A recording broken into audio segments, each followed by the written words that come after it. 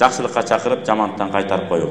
Мисалы бирөө туура эмес кылып кетип атат, же апасына пакет баштыктарды көтөртүп алган, өзү секи басып, телефон менен сүйлөшүп кетип аткан болсо, апасы кыйналып калган.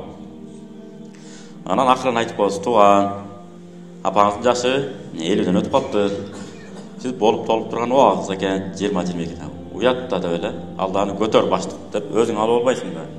деп эле айтат экенбиз. Эгер аксакал кишилер болсо, аксак аталарыбыздай катып эле айтып койсо деле болот. "Эй бала, апаңа көтөрүп албай, өзүң кармап албайсыңбы баштыкты?"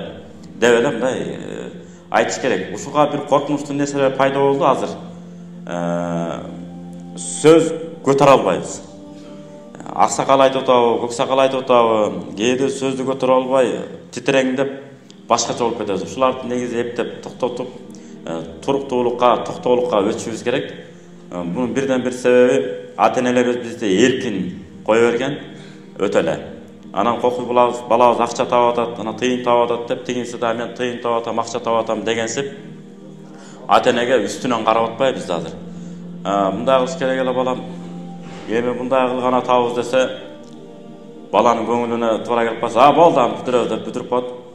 Анан кокусу ошончу да өйлөнүп же бир жерде сынып калган болсо, ушуну да нормалдуу түрдө колдоно албайсыңар.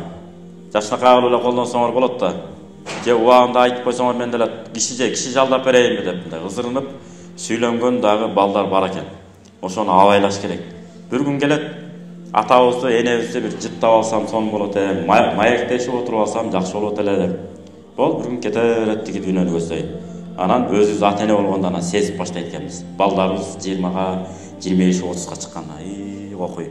Ата-эне ушундай турбайбы?